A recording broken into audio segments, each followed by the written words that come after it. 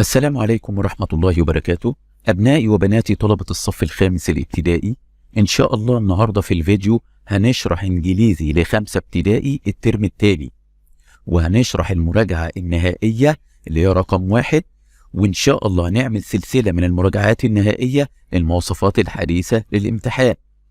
وأول حاجة بحب أوجه شكري لمستر محمود سعيد صاحب سلسلة اللي هي ملزمة المتميز.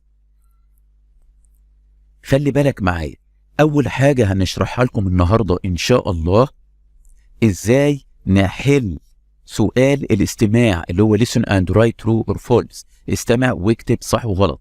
والسؤال التاني اللي هو المهم جدا، السؤال التاني listen and to complete، استمع وأكمل. نبدأ بإذن الله نشرح لكم السؤال بيتحل إزاي.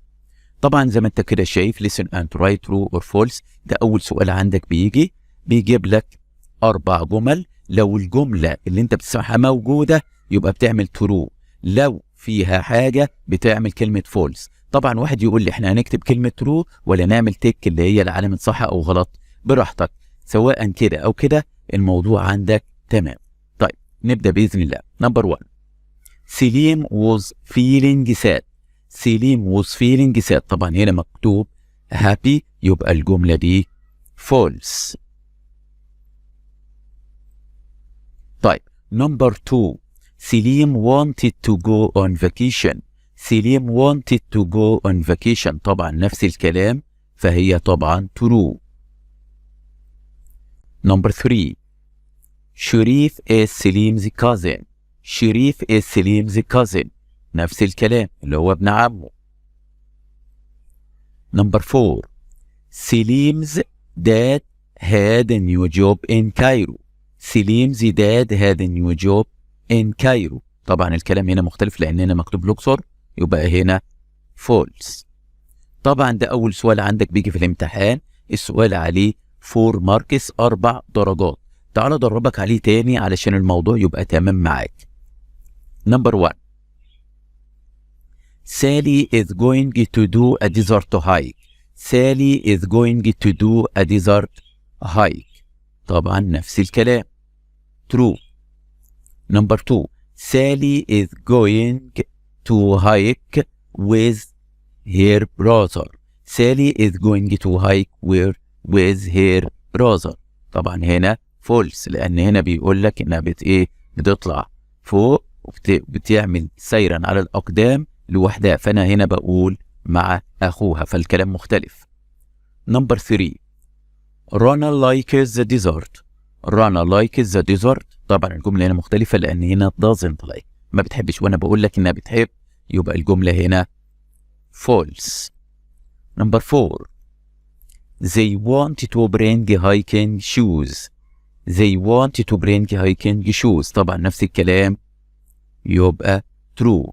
أضربك عليها تاني، خلي بالك معايا. نمبر 1، Carly lives in England now. Carly lives in England now، طبعا هنا مكتوب باريس وأنا قلت إنجلاند يبقى هنا false. هو سؤال سهل جدا معتمد على التركيز. نمبر 2، Carly's dad got a new job in London.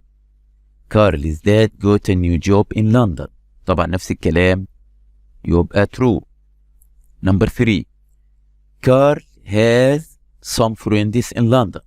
Carly has some friends in London، طبعا كارلي عنده اصحاب في لندن، والجمله هنا بتقول كارلي doesn't have، ما عندوش any friends in London يبقى الجمله هنا false.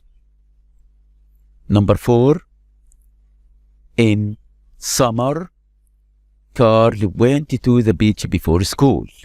In summer Carl went to the beach before school، طبعا هنا مكتوب winter الشتاء يبقى الجمله ايه يا جماعه؟ false. طيب هدربك برضو عليها تاني. نمبر 1، منار is in primary 4. منار is in primary 4، طبعا هنا مكتوب 2، منار في سنة تانية ابتدائي، لا أنا بقول لك في رابعة ابتدائي يبقى الجملة هنا برضو false. نمبر 2، she is excited to start the second term at school. She is excited to start the second term at school، نفس الكلام يبقى نعمل true. نمبر 3، she likes her school. she likes her school إنها بتحب مدرستها. الجملة هنا بتقول ما بتحبش، يبقى الجملة هنا false. number 4 she prepares her backpack for school إنها بتحضر شنطتها. she prepares her backpack for school تحضر شنطتها، طبعا نفس الكلام. كده السؤال الثاني، هنحل السؤال الثاني. تعالى ازاي نعرف نحل listen and complete، استمع واكمل. السؤال ده معتمد على حفظك للكلمه بالاسبل. المستر هيدخل عليك او المس ويقول الجمله وتكتب الكلمه اللي بالاسبل. طيب خلي بالك بقى معايا كده. نمبر 1 ريم is going on vacation. طيب vacation بقى بتكتب ازاي؟ ها ركز معايا اهي VACTION. طيب تعال نشوف نمبر 2 ريم is traveling to Canada by plane. هتسافر بالطيارة. ريم is traveling to Canada by plane PLANE. طيب نمبر 3 ريم is packing بتحضر here suitcase today اللي هي حقيبة السفر SUITCASE. طيب نمبر 4 it can be cold برد in Canada so Reem is packing sweater. cold برد طبعا ايه سهلة جدا COLD. تعال نتدرب على سؤال تاني listen and complete. my favorite hobby is reading. هوايتي المفضلة reading القراءة بتكتب زي READING. طيب نمبر 2 I love books أنا بحب الكتب بتاعتي with picture بصور. طب picture بتقيلة ICTURE. تخلي بالك من URE في كلمة picture صورة. طب نمبر 3 the best books أفضل كتب عندي are about nature الطبيعة. خلي بالك nature NATURE. نمبر 4 I read at home أنا بقرأ في البيت with my mom. مام تكتب ازاي بقى؟ MOM. طيب تعالى مرنك على برضو نفس السؤال. نمبر 1 in ancient Egypt في مصر القديمة many people كثير من الناس made their homes عملوا بيوتهم near the Nile. طب نايل بتكتب ازاي؟ THE the Nile. طبعا نايل بتكتب لازم كابيتال. طب وافرض عملتها سمول مفيش مشكلة اهي N كابيتال ILE. طيب نمبر 2 they used هم استخدموا water for drinking cooking and washing. طيب water بتكتب ازاي؟ طبعا سهل جدا WATER.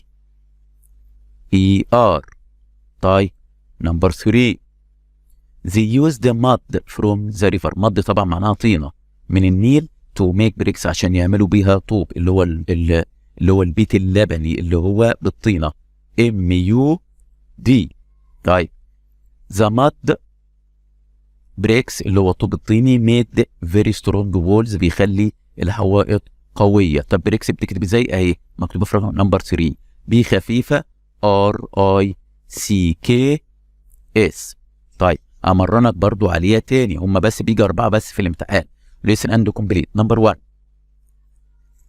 I like blogging انا بحب التدوينة about different things اللي هو التدوينة اللي هو البلوج بوست اللي هو على النت. طب بلوجينج دي بتكتب ازاي؟ بي خفيفة LOGING. طيب نمبر 2 I am writing انا بكتب about unusual home عن البيوت الغير العادية HOME. طبعا سهلة كلمة بيت.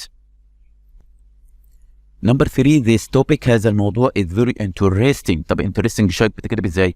INTERE اهي هنكتبها INTERE STING interesting شايف خلي بالك منها.